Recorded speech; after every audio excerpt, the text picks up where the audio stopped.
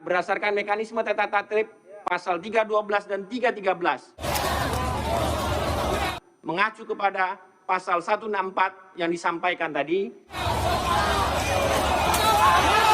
maka pimpinan dapat mengambil berdasarkan pandangan-pandangan fraksi di dalam forum rapat paripurna. Cocok. Bisa disepakati? Sepakat kedua.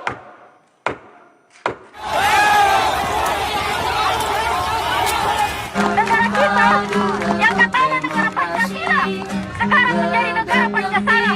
Satu, ketuhanan yang maha aman. Dua, kemanusiaan yang adil bagi para birokrat. Tiga, persatuan para investor. Empat, kerakyatan yang dipimpin oleh hikmat penindasan dalam permusyawaratan diktatorial. Lima, keadilan sosial.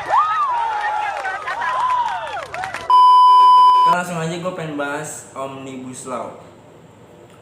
Di sini gue bukannya gimana ya, pokoknya kalian tahu deh, di sini gue cuma pengen tahu aja apa sih yang ada saat ini dan apa sih yang lagi dipermasalahkan saat ini, yaitu ternyata Omnibus Law. Selain permasalahan karena kemarin tanggal 5 Oktober disahkan undang-undang atau rancangan undang-undang atau RUU Omnibus Law Cipta Kerja yang telah disetujui 7 fraksi ya,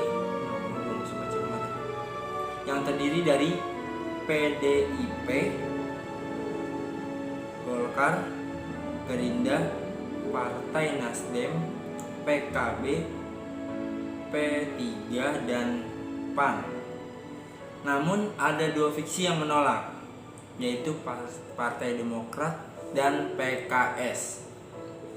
Benika Herman, anggota fraksi Demokrat, bahkan tampak kesal karena interupsinya sempat ditolak Aziz Syamsuddin selaku pimpinan sidang. Pimpinan, kalau tidak dikasih kesempatan kami memilih out pimpinan. Ini kata Beni. Sejumlah anggota fraksi Demokrat kemudian berjalan keluar dari paripurna yang dipimpin Wakil Ketua DPR Aziz Syamsuddin. Statementnya, Omnibus Law adalah aturan yang mengatur bermacam-macam aspek yang digantung menjadi satu perundang-undangan, atau bisa dikatakan salah satu undang-undang yang mengatur banyak hal. Omnibus Law ini memiliki 79 undang-undang dengan 1244 pasal yang direvisi melalui Omnibus Law.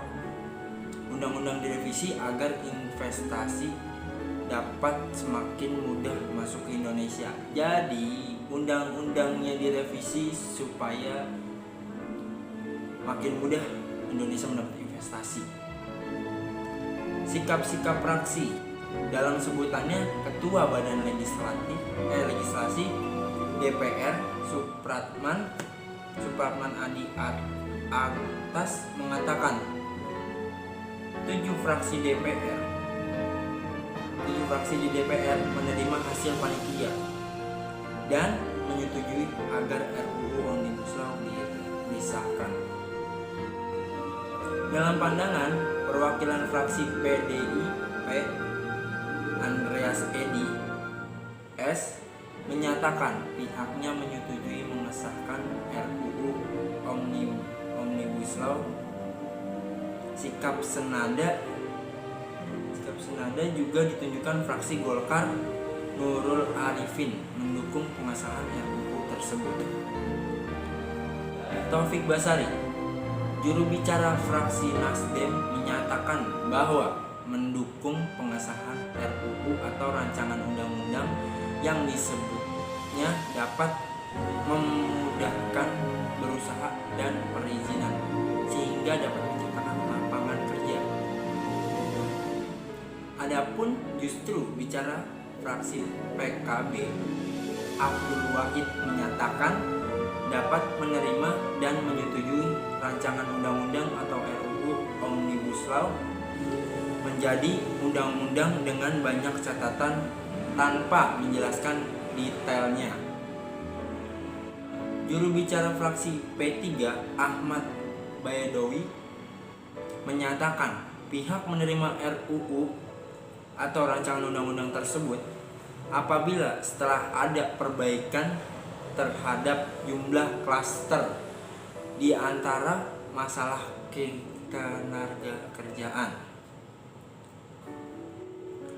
Lapangan kerja ini memang telah memberikan penanda bahwa pengambil kebijakan di negeri ini sungguh-sungguh tidak mempertimbangkan upaya melindungi hak asasi manusia, membangun demokratisasi yang sungguh diperlukan di dalam negara hukum, sekaligus menjauhkan amanat konstitusi.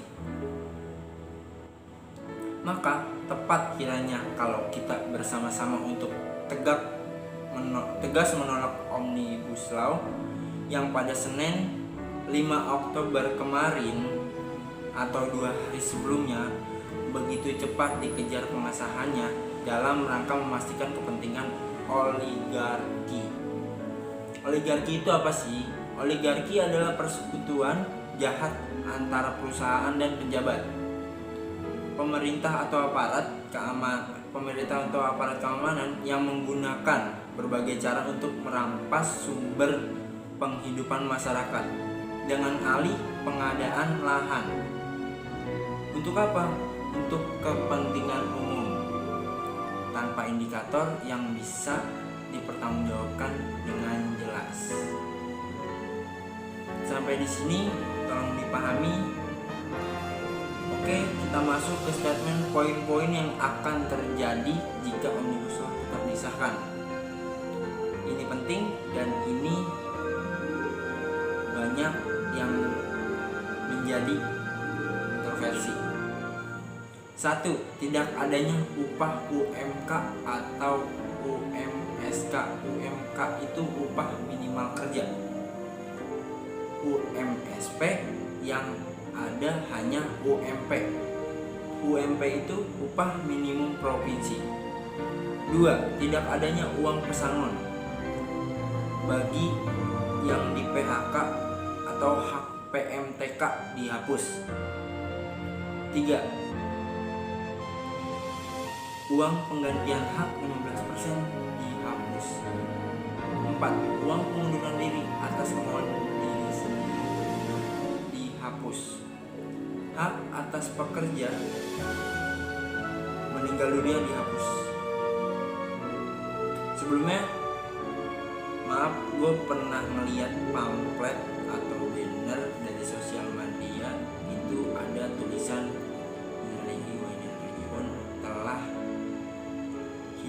telah meninggalnya Hati Nurhani, ya, Dewan Perwakilan Rakyat. Di sini gue cuma menjelaskan biar lebih detail lagi. 6. Hak cuti dihilangkan. Cuti haid, cuti hamil, cuti keguguran, cuti keagamaan dan lain-lain. Yang jadi pertanyaan, kenapa ini dihilangkan? 7. Adanya sanksi pidana bagi pengusaha jika melakukan pelanggaran atau telat membayar upah. Oh, ini yang jadi masalah, abang. Tidak adanya sanksi bagi pengusaha. Jadi gimana ya? Gue pekerja nih. Semisalnya gue telat, terus semisalnya gue gajian tapi telat, atau upah tapi telat, itu dia nggak kena sanksi. Kita nggak bisa melakukan itu kayaknya. Tidak adanya uang pensiun bagi karyawan. Kalau menurut gue sih, uang pensiun itu yang ditunggu-tunggu sih dari setiap orang yang pensiunan. Karena apa ya? Karena dia tuh di satu perusahaan itu nggak setahun 2 tahun, bisa 10 tahun, bisa ada yang 20 tahun sampai sekarang masih bekerja, masih membantu perusahaan tersebut. Tapi kalau ini sampai terjadi, ya wajar. Gue tadi pagi melihat demo, ternyata ini dan kebanyakan buruh ya. Jangan sampai demo ini berkelanjutan ke mahasiswa. Itu. 9. Pekerja atau buruh tidak bisa melakukan gugatan ke PHI. PHI itu apa sih? Perselisihan hubungan industrial. 10. 10. TKA dipekerjakan secara bebas. Wow. Atau unskilled worker bahasa Inggrisnya. Tapi kenapa yang jadi pertanyaan kok ini dibebaskan? Padahal kita negara kita negara Indonesia, negara asing masuk, tapi kok dibebaskan? Kenapa nggak ada peraturan kayak gitu? Kalau kalian tahu jelaskan di komentar. 11. Tidak adanya status pekerja tetap. Yang ada hanya pekerja kontrak. Jadi kita kerja nggak bisa tetap, walaupun lu udah beberapa tahun itu nggak bisa tetap, harus kontrak. Kayaknya dihilangkannya 5 jam kerja, yang ada hanya 8 jam kerja.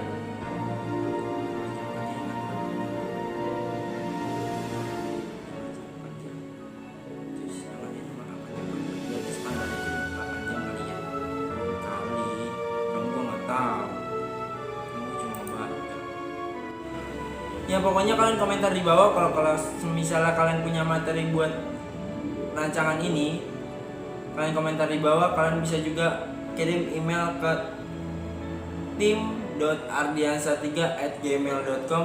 Kalian kirim ke situ, yang insya Allah gue bakal ngebawain presentasi ini. Gue bukan berarti mau part 2. Kalau misalnya ada komentar gue bakal lanjutin, tapi kalau nggak ada berarti gue stop di tadi yang sampai ke 12 tadi, yang dihilangkannya 5 jam menjadi 8 jam adanya.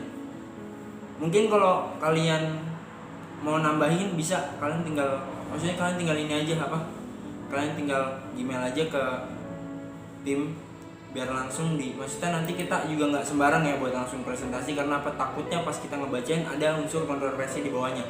Kayak misalnya rapat gini, terus di bawahnya ada kutip 2, itu membuat kontroversi dan cukup merugikan buat gua dan cukup merugikan buat yang pendengar. Takutnya apa? Dari kontroversi tersebut itu bakal jadi bahan olok-olokan pemerintah kita atau Dewan Perwakilan Rakyat kita yang disebut dengan wakil rakyat yang mengayomi rakyat, yang menerima rakyat. Tapi di sini dijelaskan, kalau gua simak dari semuanya, gimana ya? Gue dengar kemarin, gue ngeliat di sosmed ya, ada kata-kata kayak gini. Adanya virus corona, bukan kita membahas soal virus corona ya. Ada virus corona, kita untuk dilarang untuk berkumpul. Tapi kenapa pas kita nggak berkumpul, apa sih nih? Pemerintah kita atau DPR kita malah membuat rancangan yang buat kita ngumpul. Salah satunya demo atas ini. Sama kayak kemarin RUU KUHP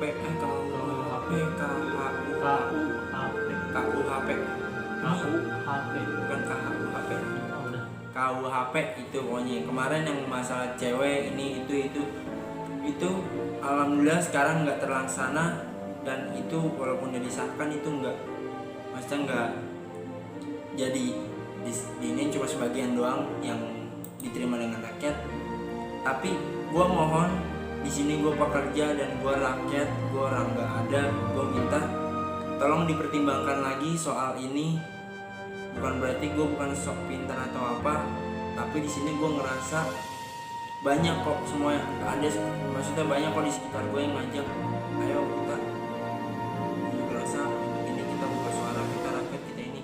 Tapi gue jujur gue bukan gue sebenarnya nggak, maksudnya gimana? Gue nggak mau, gue nggak bakal mau karena yaitu takutnya dampaknya makin besar, dan takutnya ada orang yang melihat gue kayaknya orang kemarin nggak mau ini, jadi tiba-tiba dari sini gitu gue mau.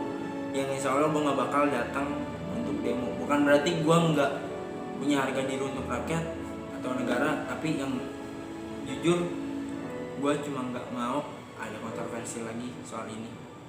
Karena apa, banyak berita yang gue lihat kayak misalnya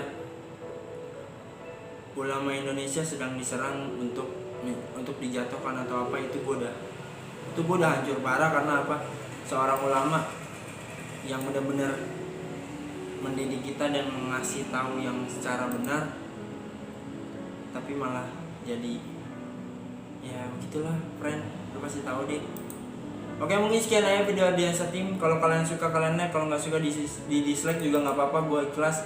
Karena apa, gue nggak butuh belas kasihan kalian, dan gue cuma pengen kalian ingat satu kata, semua hal yang kalian lakukan itu harus dipikir matang-matang, dan kalian jangan asal jalan ke satu tempat. Kalian harus pikirkan dulu apa di tempat nanti kalian jadi apa, kalian bakal kayak gimana, tolong dipikirkan. Kalau kalian benci gue silakan, gue nggak marah, gue nggak bakal ini, tapi gue cuma minta satu, damai. Indonesia itu nggak ada yang namanya rasis, gue pengen itu aja. Oke, mungkin sekian aja.